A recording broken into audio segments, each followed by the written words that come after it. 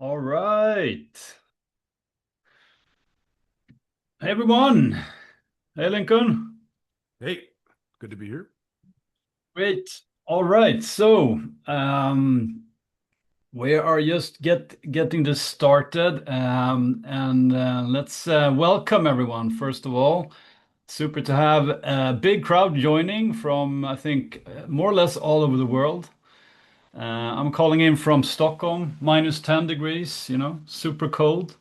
Frozen. The waters in Stockholm has been frozen, so people are out skating and stuff. But you're Yeah, in a warmer place, right? yeah, a little bit warmer, about 30 degrees here in Brazil. So I'm uh I'm okay to not be as cold as you are. So yeah. Yeah, Opposite ends. But yeah, we have people from all over the world, so this is going to be fantastic. yeah, this is amazing. And just a little bit of background. This is live, unless you're watching the recording, which is amazing. I think it's fun to do this live because we can open up for a lot of questions. Just put that out there already. So start posting your questions here in the chat, and we'll bring them on as we go.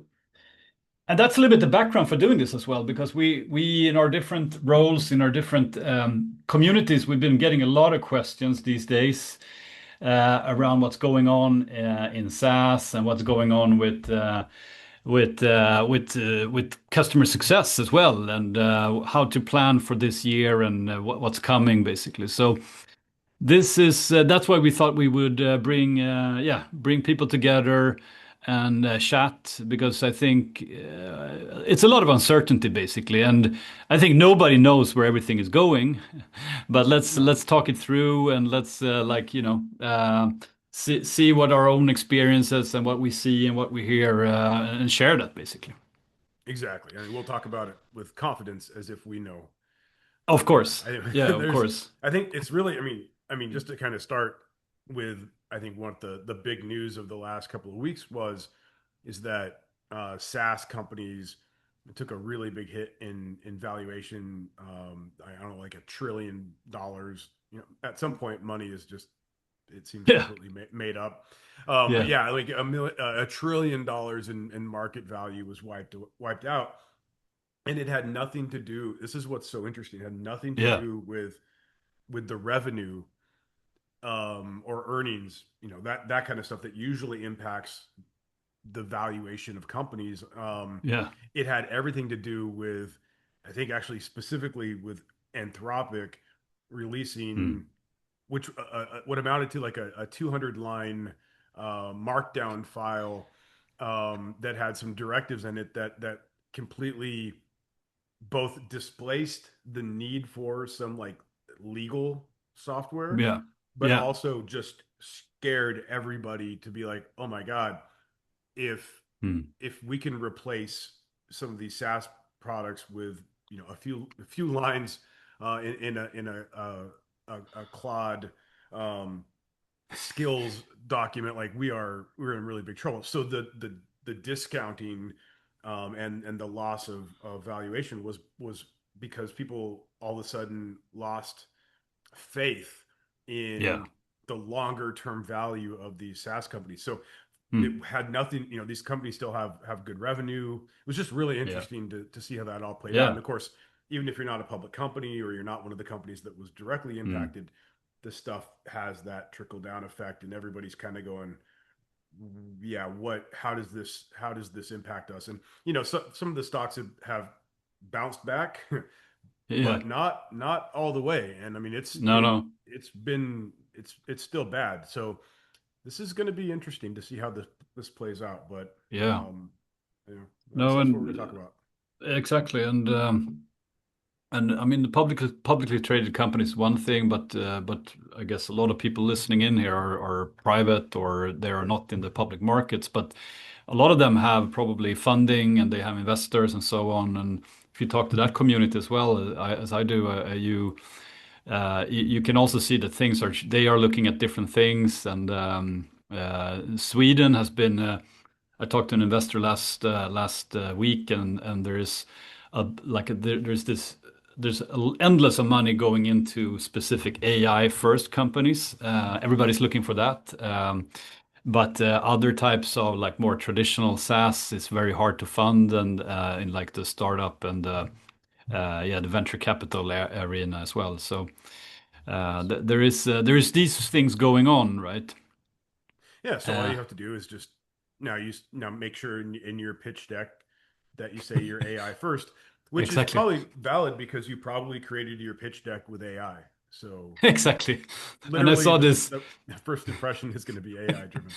Yeah, and there was a funny tweet that Anthropic they are hiring for a CRM Salesforce administrator. So that was quite funny post, right?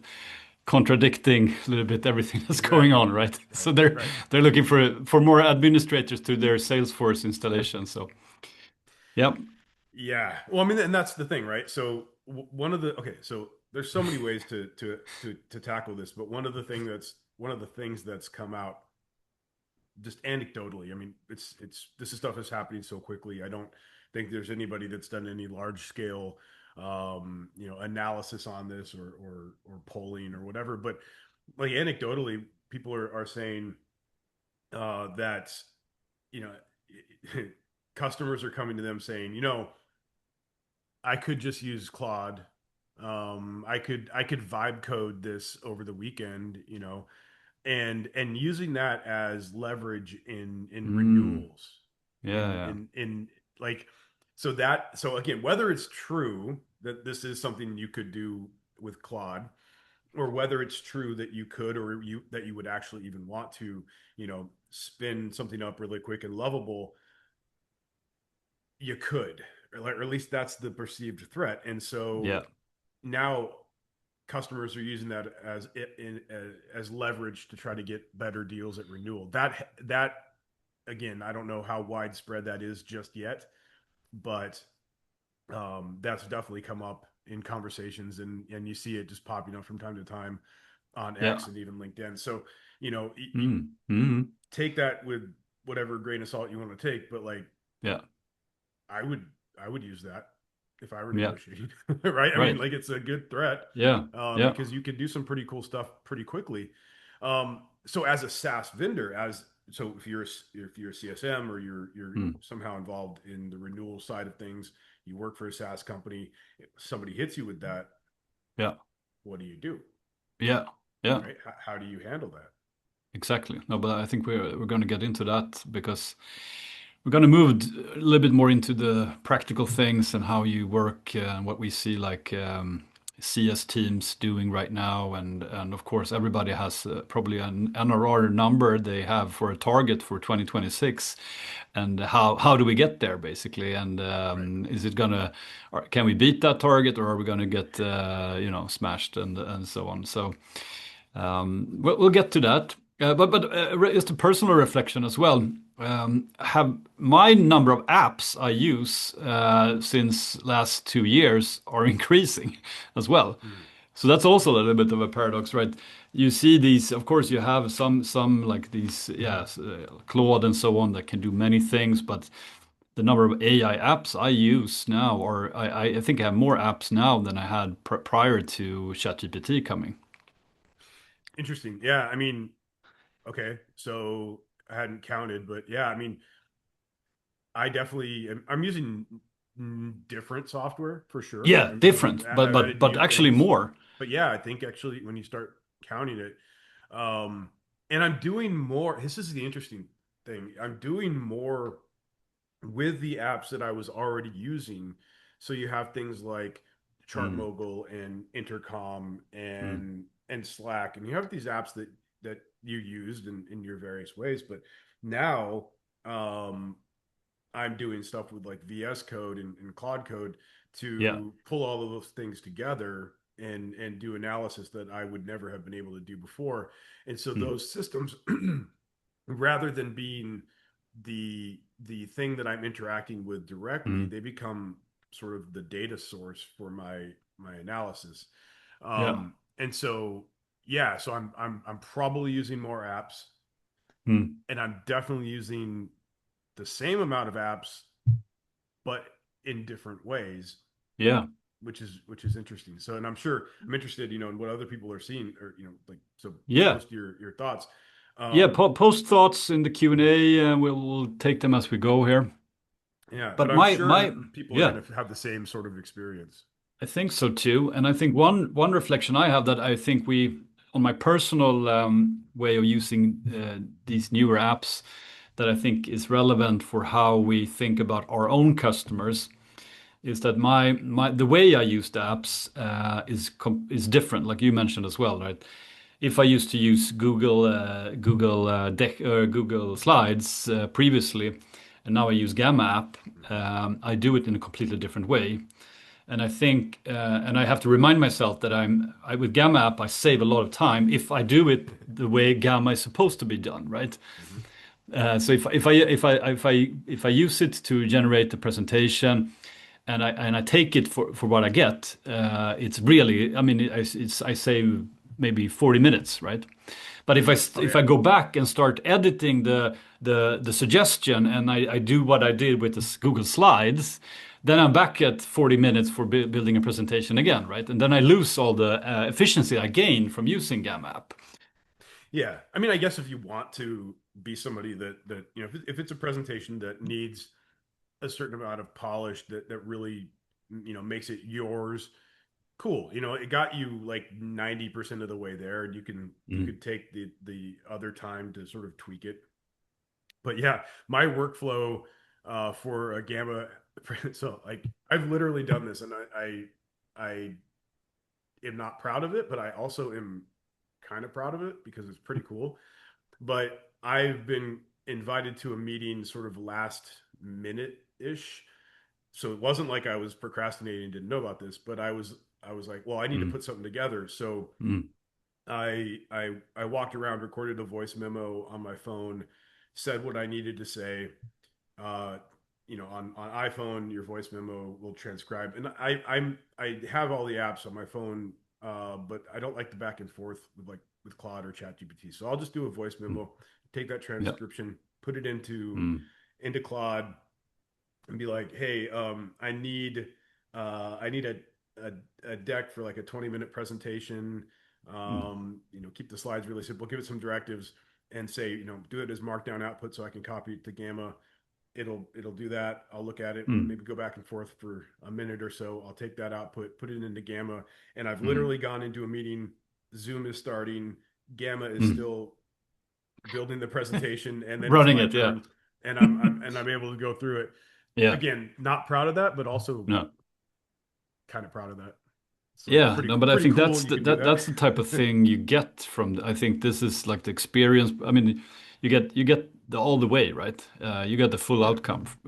But just a quick one on. I think I don't know if people are doing this, but doing like you do there, like transcribe or making a voice memo, uh, makes much more sense now because the you can throw out all your thoughts and it becomes text, right? I mean, you can probably send it directly to Claude as well, but from your loose thoughts that you just spit out, it can make sense of it, right? So I think It's that's huge. like it's huge. I mean, that saves a lot of time as well, and you can do that going into customer success. Of course, you can do that for prepping for a call. You can do that follow up from a meeting, or when you need to bring in other people in the company.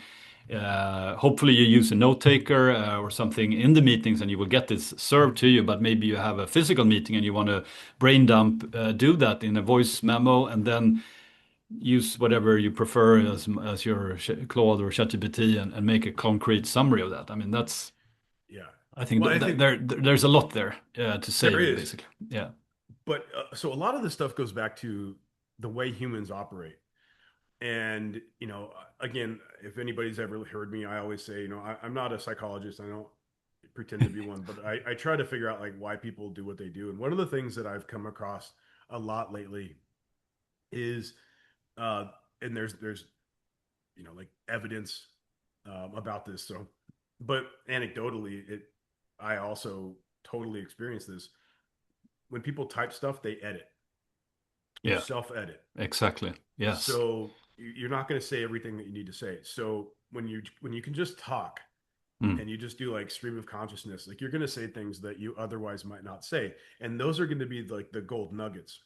Yeah. So um, at the company that I'm with, ListKit, like we record everything, right? We Mm. record every call. We have our sales calls are recorded. Every call with customer success is recorded from our kickoff to our launch.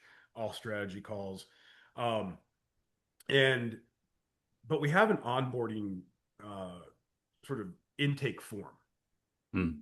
and you can see that the intake form that the customer fills out is just it's the quality varies, and Yeah. we're actually going to get rid of that, and Mm. we're going to do only the kickoff call. But we were already combining that with what we do on the kickoff call, which is basically take the form that they had filled out and go deeper on it, do more Mm. discovery. The kickoff Mm. call used to be much more about like level setting and managing expectations and joint accountability Mm. and stuff. Well, and we can talk more about this later, but we started doing actually everything for the customer. So the Yeah. kickoff call is less about joint accountability and all this stuff and more about discovery and elicitation and Yeah. ideation. And then we take that kickoff call recorded and that feeds our AI workflow. Yeah. So the kickoff call recording itself has enough context Yeah. to literally help us build all of Mm. the assets that need to come out of that. And then you take that and you combine that with the intake form, and you get the complete picture. But I don't even think we need the intake form anymore because it is so limited because Mm. it's typing. The other option that I thought about was doing a form where they can leave a voice memo basically as an Yeah. answer to each of the questions. But we just thought, let's just not even do that. Let's we have a it's a higher touch service anyway, so the intake form feels kind of cheap and Yeah. self-servicey when what they bought was something high touch, right? So Mm. we're just going to get rid of that. The experience will be improved, and then we Mm. can focus more that kickoff call on the discovery and the ideation and the eliciting those Mm. details. And you just Mm. find all these, like I said, all these gold nuggets in the things that people say. Yeah. And it's very often the throwaway comment that a Right. customer will say that Yeah. maybe the CSM, the AM, whatever, the onboarding specialist on the call didn't quite pick up on it, No. but that was the thing that Yeah. might be the unlock, right? And that's Exactly. what's so there's yeah. So if you're recording your calls and not doing anything with Yeah. them, you're missing out in a really big Yeah. way. And let's we got a question straight up here. Hmm. What are the top three apps you use in a CS purpose? So we touched a little bit on it, but I can start. So of course I'm a little bit biased since we have our Start Deliver platform and also our Jecta AI. So if I of course we use those heavily. But in addition to that, I would say like the note taker, and we use Garba here as our note taker for all the calls. I think I mean, that's huge, like you mentioned. I think the only part is that you become even more lazy, right? That's the risk because you trust the recorder to take everything on, and like almost stop thinking a little bit. So that's, I mean, a little bit of a No, I know risk with it's it, but it's, I'm smiling because it's absolutely true. yeah. Yeah. Yeah, it's like when I write to Claude now, I don't even spell correct. I just throw in stuff there. It's quite bad. Yeah. Bad behavior, right? Bad behavior, So but no, they'll take me out when they control the world later on. Yeah, yeah, I mean they're going to know yeah. that you were the one that really couldn't spell very well. Couldn't You're spell. not needed. I like yeah. It's but just real quick on the laziness thing. I mean, it's true. I've gotten to the point where like we did a call the other day internally, and we did it on Google Meet, and for whatever reason, like I'm not sure why we did that. And it was one of those things where it the calendar defaulted to that as the option, so we Mm, just did it, yeah, and nobody thought to like add the note takers that were in the room yeah, in the waiting room because we're not used to that, and nobody turned on Jim and I note taking, and so afterwards I was like, all right, where's the transcript? And they're like, we oops. didn't record it, and I'm like, I can't Oh, remember anything I said. Like once it comes out of my brain, like yeah, I rely on it to be captured. So that's a yeah. really good point. Like we need to make sure that this stuff works. So also writing stuff down, Yeah, probably not a bad idea as you go along. no. I And started doing that. proofreading before you send over the summary, right? So Well, you that's don't have something really weird in there. That yes, happened yes. here. That did it happen? Yes. What? Okay, yeah. Well, Tell that so story. it was like it became Swedish profanity in the middle of the text there, but Okay, so that's so awesome. you have to. Swedish profanity is like the most polite Yeah, profanity. it's polite. It's like I'm a little bit upset. Like Something like that. when a Swede swears at you, you feel like honored. Yeah, yeah, exactly. But that's but yeah, you got to be careful. It's we can't rely on this stuff entirely. So yes, anything customer facing. Mm, I mean, if it's the system sending like Fathom or whatever system you're using that like sends out the call notes. I guess we are relying on it to have picked up everything appropriately.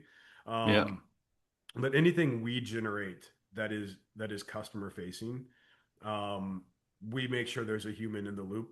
Nothing goes out automatically.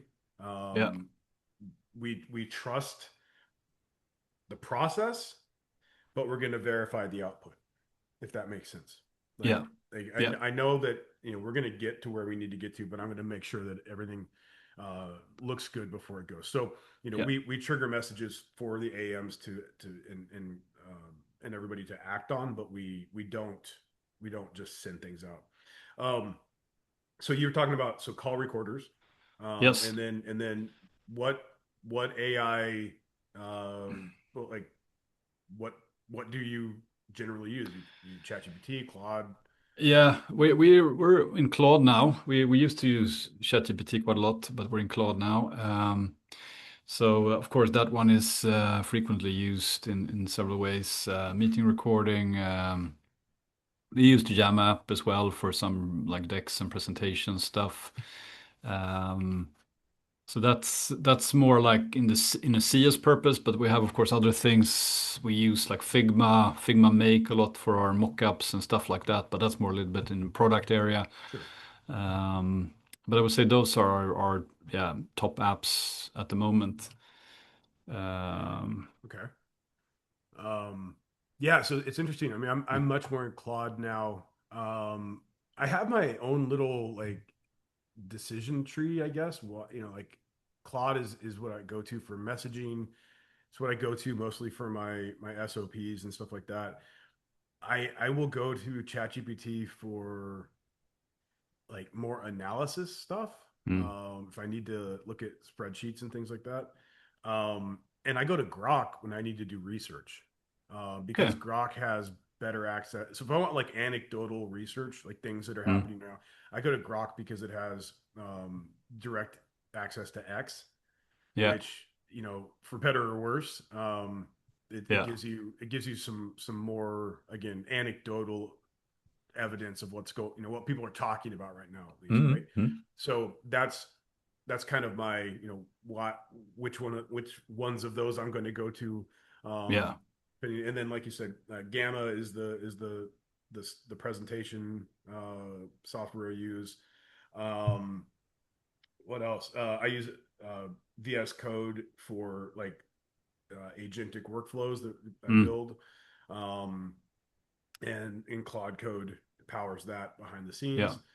Um, yeah, I can't think of right off the top of my head anything else, but and then it just connects to all the other apps. But in terms of Yeah. AI, it's Claude, ChatGPT, and Grok. But again, ChatGPT is becoming less and less my go-to for sure. Yeah, we got a question here why we switched, and I think it was we benchmarked a little bit. We switched to Claude Code as well, so we had a reason to start. Yeah, we're starting using it more for that.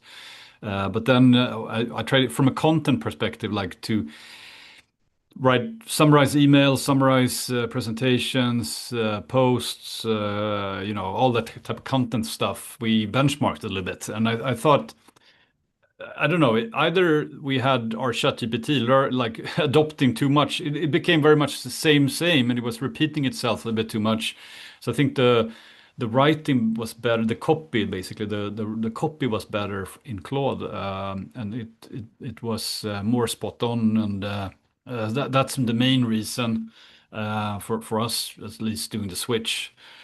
Um, Yeah. so Yeah, for a while I was actually playing them off of each other. I would do something in ChatGPT and then I would paste it into Claude and be like, "Hey, I just got this," and yeah, then I would take that feedback and I'd go back to ChatGPT and I'd say, "Here's the feedback I got," and I would do that a lot. But really, Claude just became a lot better at writing, yeah, and I think I don't.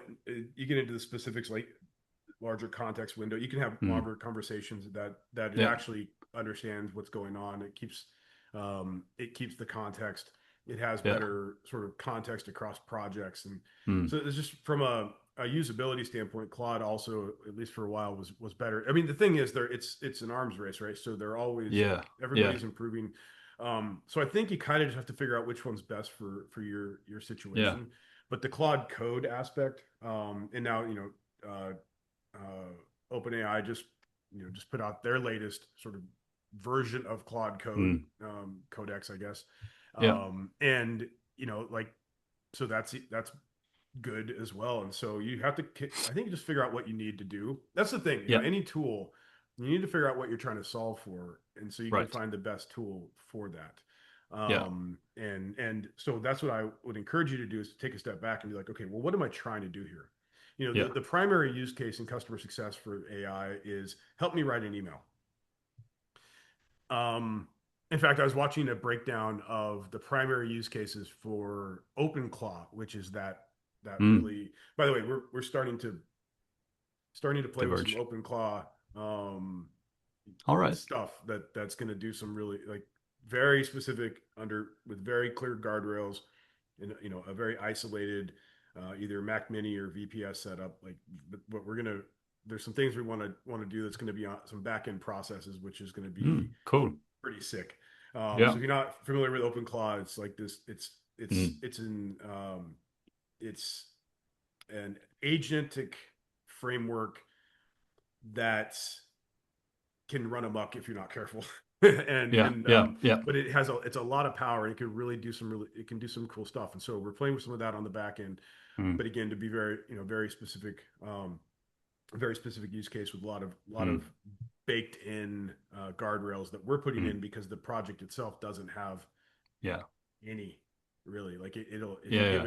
if you install it on your computer it Take will you have over. access to everything because it's you, Yeah. right? And so Yeah. anyway, um but yeah, so we're I mean, bottom line is like we're trying to look for ways that AI can make us better. And where I was going with that was, what was funny is somebody did a breakdown of like all of the, because I guess OpenClaw, like you can see what people are programming it to do or asking it to do, like creating the skills. And I can't remember what it was, but it was like the majority of the use cases were either work my work my emails, work my inbox, Mm, or give me a daily briefing. Like mm, those were the two main things. It's like, come on, guys, here's this really amazing yeah. technology, and it's still the thing we go to is help me write an email or help me Mm, respond to emails. Um, it's pretty interesting. So, yeah. from a customer success standpoint, yes, you can have it help you write an email, but there's so many other ways we can and should be thinking about AI. So one of the things that I challenge like my team to do and Mm, anybody else that'll listen to me is what could we do today with AI that we simply couldn't do before? mm, yeah. So it's not something that's going to get us 1% better every day. What's Mm, something that would help us 10x our business? yeah. What's something that would help us get 5 times as much productivity from the team? Mm, Like that's the kind of stuff that we mm, have as a possibility now. mm, And so going back to like the very beginning of what we're talking about here, the fear of SaaS companies that are like mm, AI is going to destroy us. If that's how you want to look at it, then yeah, it's probably going to destroy you. Mm. And if you just say, I'm going to bolt on like a chat bot into our Mm. app, and call it good, like you that's wrong. Like Yeah. that's not going to work. But if you said, what could we do with AI Mm. that would help us create a moat around Mm. us, like Mm. that that maybe if we do this right, that moat gets wider and wider and Mm. deeper, and we become even stronger. Yeah. And one of the things that I challenge people to do is to say, okay, from a customer success standpoint, what is something we've always said? Mm. For the longest time, I mean, forever, it's like, well, you know, we can't do the work for our customers. Like Mm. when the customer's struggling, they're not doing what they need to do. We're always like, we just can't do the work for them. Well, what if you could? Yeah. I mean, No, I think, yeah. it's that's the thought experiment now. Okay, cool. What if we could? Just as one angle to take here with Yeah. applying AI to your customer success operation. Yeah. Like think about that. Exactly. I mean, you probably have a lot of us have like some services, right? We do some services around, like we charge the customer to do services, right? Because Mhm. we know we have to do them, and we can't afford to just do them, so we actually charge for them. But I mean, those things like maybe cleaning data, or fixing a specific app that they don't have or whatever. I mean, there's a lot there, most likely, that you could actually do now as a Yeah, CSM, right? You could probably build the app or clean the data with just a few prompts, and especially if you've done it a few times and know exactly what to look for and what to clean. Maybe that's something you don't even. I mean, of course, you want the revenue perhaps from the services, but from a customer success point of view, if you just say, "Hey, that we cleaned the data, it's fine. You're ready to go," right?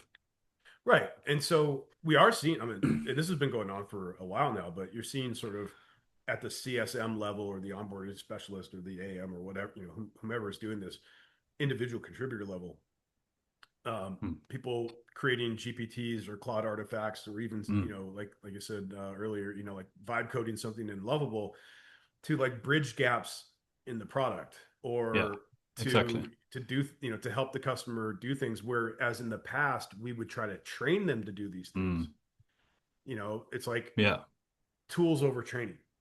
Well, that was always a great idea, except tools meant I had to go to the developers, or I had to Mm. figure out some other way. No, I can build a tool, Yeah. right? And so the product doesn't do this thing that the customer needs to learn how to do on their own.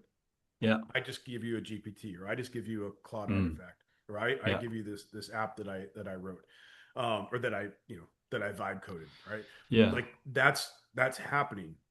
It's Yeah. happening to the extent actually that we're seeing in a lot of customer success organizations, like four different versions of this thing, because like different CSMs created. So now Yeah. there's like this. Okay, let's make this Harmonize. an official Yeah.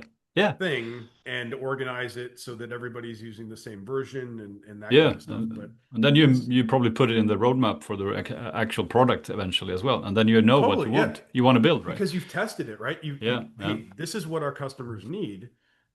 This, and so we created this stopgap measure Yeah. essentially, but let's roll that into the product. Yeah. Absolutely. And then that strengthens the product. That doesn't make the Yeah. product weaker. AI didn't hurt the product. In this case, AI it helped you sort of stress test this idea, and Mm. then now we got the validation, so let's roll it into the product. Yeah. So one of the, I remember in our last Impact Academy training, we had a company that they had a very, like, I remember it was like, for their onboarding process, they had a very technical first part, Yeah. and and the customer would often not do it, but it was required, and it was just because Mm. it was kind of like, it was time consuming, and it had some Yeah. moving pieces, and I think they offered the customer like a 15% discount Mm. if they would do that Oh yeah. thing within the first week, or Yeah. something Yeah. like Yeah. that. Yeah. So if Right. you guys will just simply do this thing that you need to do anyway to be successful, Mm. using the product of ours that you already bought and paid Mm. for, like we'll give you a Yeah. 15% discount. We had to incentivize them. So when Mm. we did the training with them, by the end of Yeah. our time together, they were like, here's what we're going to do. Mm. We decided, taking the idea of what could we do for what could we actually do for the Mm. customer now, Mm. we figured out how to do this for them. Mm. So not only can we, when, like right in Yeah. onboarding, we can be like, we'll do this for you. Yes.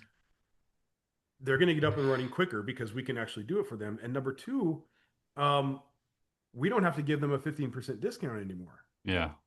So Exactly. we just like they just made money Yeah. by doing the thing for the customer because now they can do it faster than the customer could do it for themselves anyway. Yeah. And they're it's a control the controllables kind of situation. They're able to control the situation. They know what Yeah. they need to do, so they do it.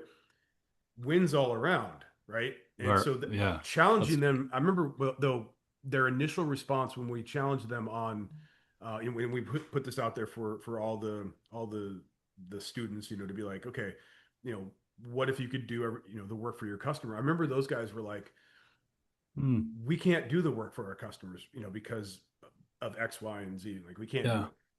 But then they kind of started thinking about it, and Yeah. we got down to that one part of the onboarding process, and they're like, you know what? That one thing that's the big holdup. Yeah. That's actually costing us money, not just in time and effort and energy. Yeah. Literally, we're giving a 15% discount just to incentivize that happening. We could do that for them.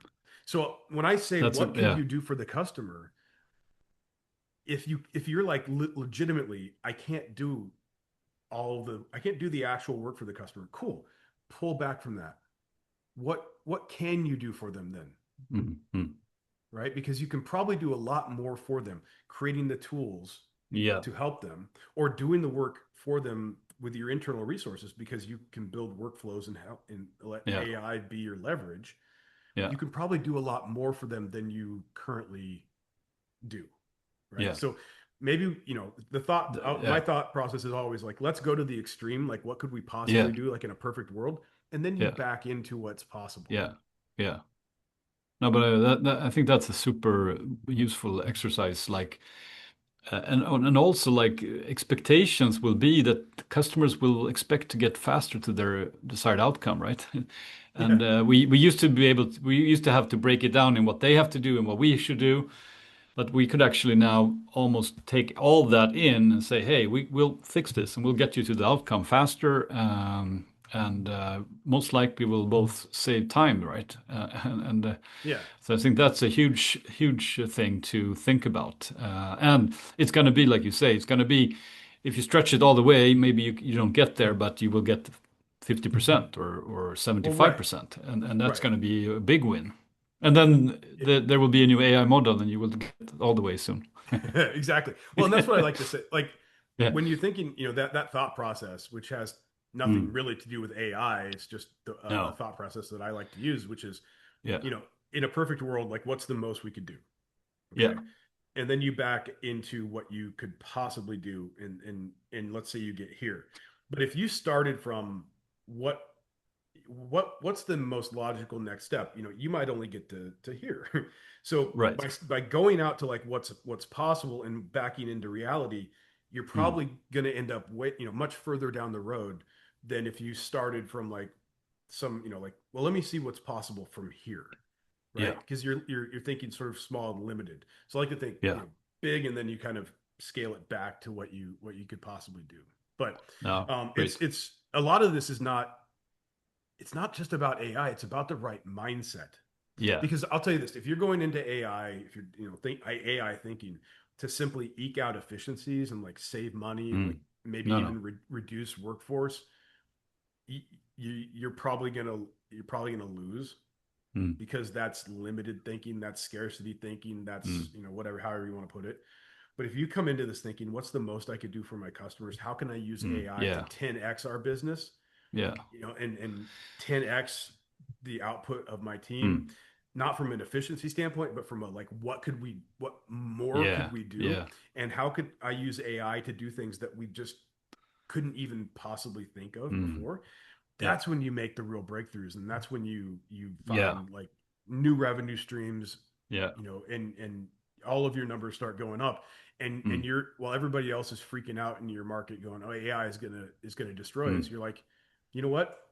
It mm. is gonna destroy you because we're gonna win because Yeah, we're using AI to help us. So yeah, from yeah, a market standpoint, yeah, you could say that AI destroyed your company, but it's not because of AI. It's because we yeah. did a better job than We you. look. Yeah. Anyway, No, what? no, but that's great. I think that's you have to think about it like that, and I think there's so many opportunities in this as well. And in the end of the day, if you look at your customers, if the value you could provide them is usually like 10, 50x of what they pay, right, for your service. But they usually get stuck somewhere in the low, yeah, maybe they don't get all the way. But here is the opportunity. If we can do more for them with the AI supporting around the product, and if they get to 50x what they pay or 100x what they pay for the service, I mean, they will never leave you for nothing, right? So I think that's the way to look at it. We have a lot of questions, so should we? There was one coming back to what we talked about in the beginning, like if we have some customers threatening to build a competitive solution of their own, how do we approach that? I mean, okay, so one of the like I said, this is gonna come up, I think, more and more. Yeah. And this is where you have to really figure out like what value do we Mm. provide. If and then this is a probably a bigger question than like if you're a CSM, your individual contributor, like this is going to be a much bigger question for Yeah. the company than just what you need to be thinking about in your specific role. But even if you're a CS lead, like this is going to be a bigger issue. But um, you have to think about like why do we exist in the world in the first place? Mm. If we're just a set of features Mm. and those features can be replicated easily, with a Mm. weekend vibe code session, then Yeah. we really never had much uh, of a place in the market to begin with, AI Mm. or otherwise. Because if Yeah. AI, I can build a competitive product to you much quicker. But Mm. I mean, if it was just a set of features, I could probably have built it anyway. Mm. That's just when you say it like that, you're like, okay, that's not us. Like that's not the situation. Okay, cool. So you're not just Mm. a set of features. So Yeah. what are you? Yeah. Why do you exist in the customer's world? Yeah. Well, we help the customers achieve a particular outcome. Yeah. Okay, cool. And your CSMs, what do they do? Do they Yeah. just do tech support, which is not customer success, or Mm. do they help the customers achieve that outcome? Yeah. Right? Yeah. Because the thing is, if somebody says, I could replace you with something I vibe coded in Lovable, and you say, okay, but you're not going to get this, and this, which is Mm. our expertise, our experience, Mm. our domain knowledge, like whatever it Yeah. is, like all these things that we know, our Yeah. best practices, all of these things. The software is just sort of the mechanism of delivering our expertise and our experience, Yeah. and then our CS team is the ones that help the customers understand, like their help plan even strategically, like where they are, where they were, how they got here, where we're going, that kind of thing, right? Mm.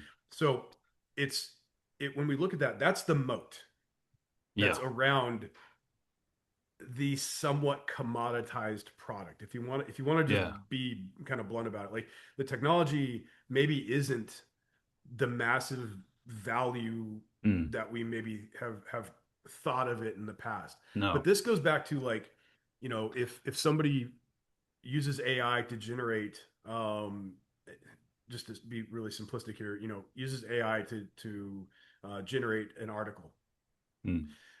but the article was based on their actual research. It Mm. was based on their input. It was based on their expertise. They Mm. they used a voice memo and came up with what they needed to say. They added their own research to the project. They shaped it using their feedback. Mm. does it matter that they typed it themselves Mm. or not? Yeah. No. Yeah. What Exactly. matters is it's their idea, their thoughts, Exactly. their right. And so going back to like the software example, does it matter that the delivery of the expertise is this commoditized software? No. And could I replicate this commoditized software some other way? Sure. But I'm not going to get all this other stuff. So we have to figure No. out as a business, why do we exist? We exist to deliver Yeah. all of that other stuff. The delivery mechanism is the software. Yeah. And so you can go code this in Lovable or whatever. I'm just picking on Lovable. I'm not picking on it. I actually really like it. But like you're not going to Mm. get all of this other stuff. No. And so we need to understand what the value is of that other stuff. And Yeah. that's what we need to remind the customer of. So Yeah. sure, go Dom go do I think that's it. spot on, and like the domain knowledge and being really the best or super focused on what you do, and being, I mean, that's what they're buying, right? So if we are super focused on this area of the market and we have the tool for it, and we're super focused on where we're building this tool going forward as well, because I mean they need to they need to keep the lovable version updated, and they need to, Right. all the boring stuff around it, right? So I think that part I think is going to be even more important in communication, that we're super expert in this domain. We have opinions on how this domain works, and we have opinions on how the software and the AI, all the things we provide that work, because that's going to be the thing people are willing to buy. Because on the other hand as well, I mean, come on, how much do you pay for this software in comparison to everything else, all the other costs you have, right? So even if you save, I don't know, 50K per year, or 10K or 5K or whatever the price might be, compared probably to all the other cost base you have, is it that really where you should spend your time trying to replicate something and build it and host it, and develop it and continue building it and so on? Right. So I think, but I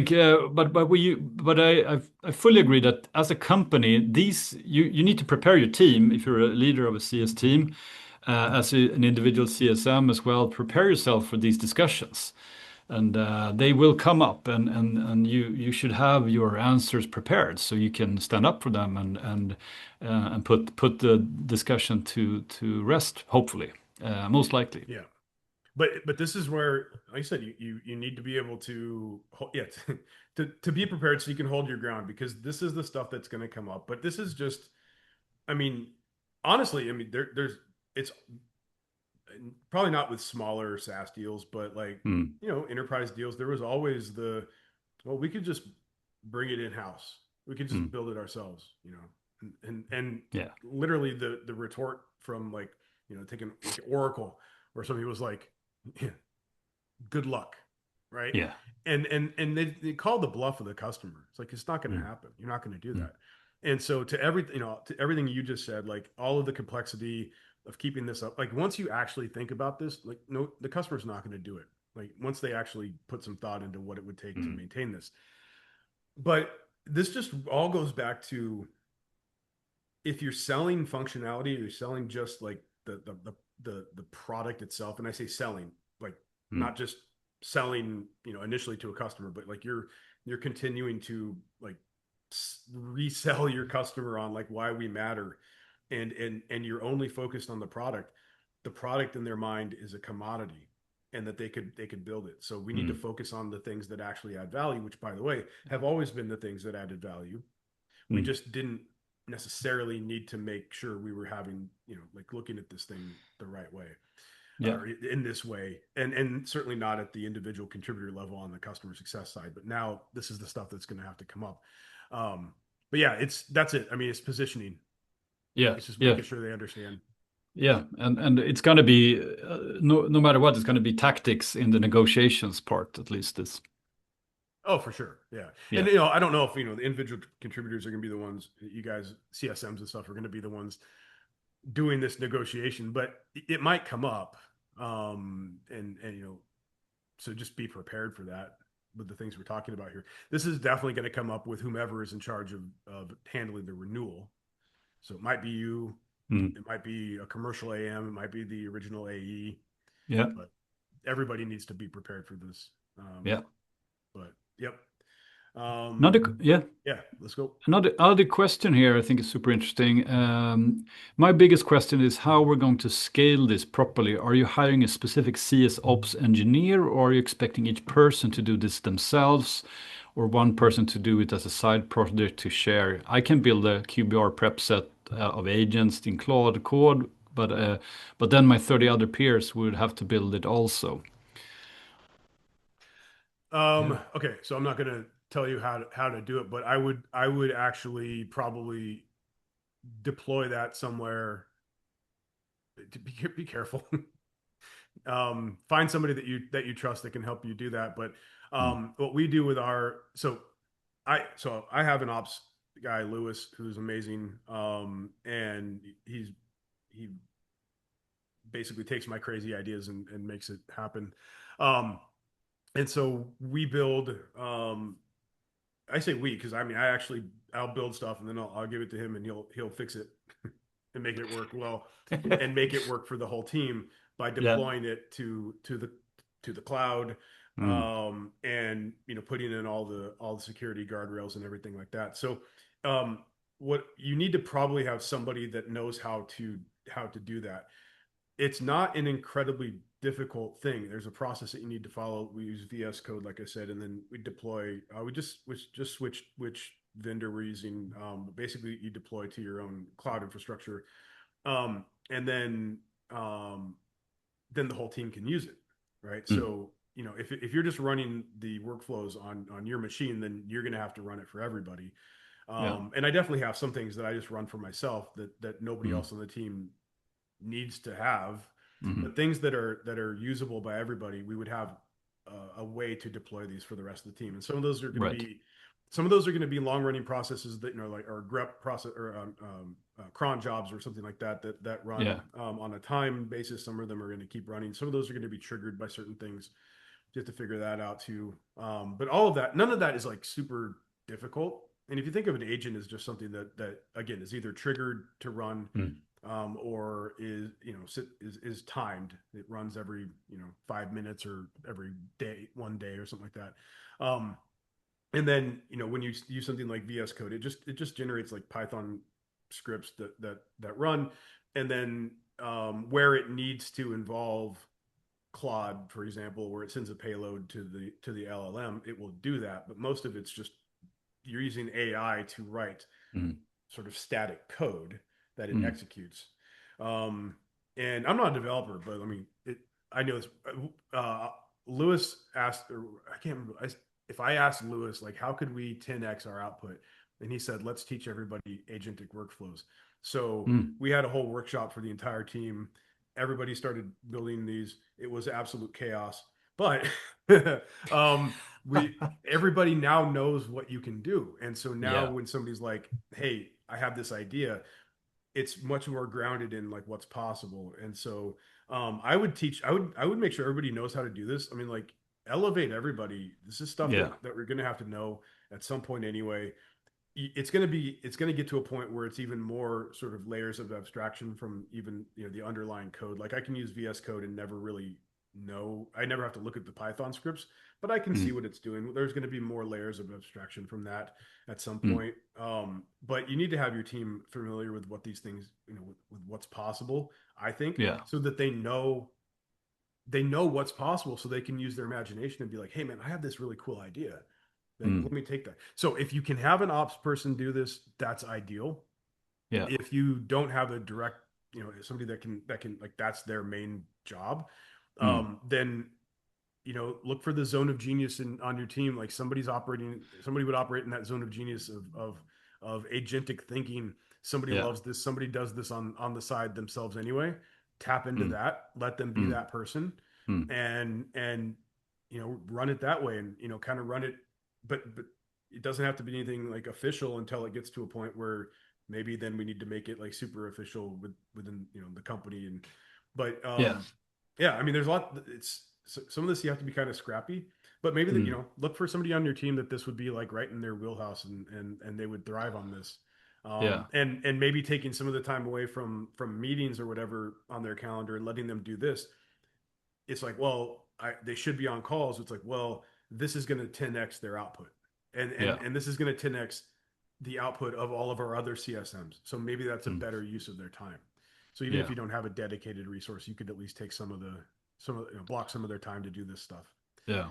Um, yeah, But definitely, I think a lot of the ideas for this comes from them knowing a little bit how it works and what's yes, possible, yes, and they will be out there doing all the customer success work, day-to-day work, and so on. So they will have they will come back with ideas if they understand what can be done.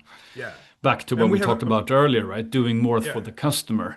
They right, sit with all these things, right? And they totally, hate reminding the customer to do all these things, and and if they can get an agent to help them do them, or a tool, or a GPT or whatever, they will come back with those ideas. Maybe they can't, properly deploy them, but then you have the ops person do them for you. exactly, right, right. We actually have this popped into my head and I wanted to say it before I forgot. We have a Slack channel for, we call it Ops Dojo, and it's where we put those ideas, Yeah. right? So it's we've operationalized around this idea that we want our team to bring their ideas Mm. to our ops guys so they can put them into practice if it makes sense. I mean, you know, Yeah. but we don't want anybody to edit. If you have an idea, put it in there, and Mm. we'll kind of upvote it, and you know, and then we'll figure out, you know, how to prioritize it, if it's Yeah. a good idea. But it all starts with knowing what's possible. And the bottom line is, if you think the only use case for AI in customer success is help me write an email and give me the call notes, like you're way behind what's possible today, Hmm. and you know, who knows what's going to be possible 6 months from now. Like Right. it's gonna be amazing. So hopefully we gave you some ideas on what to on things to think about here. Yeah. This went Uh, pretty fast. It does. It did. And we will be back with more. But I think this is the way to look at it. It's of course there's going to be it's uncertainty, and there's going to be questions from your customers. It's going to be questions from investors and the market and so on. But if we focus on what's in, like, focus on the customer, focus on how we can get them to outcomes faster, and on take away all the blockers, and can we do that with some AI tools? I think that's a great way to look at it, and that's where you have the opportunity. Totally. So we're at the hour here, and we'll wrap up for today. Thank you everybody for joining. There was a few questions that we didn't get to, so we'll get back to you offline with those, and see you back soon in the Impact Show. Thanks everyone.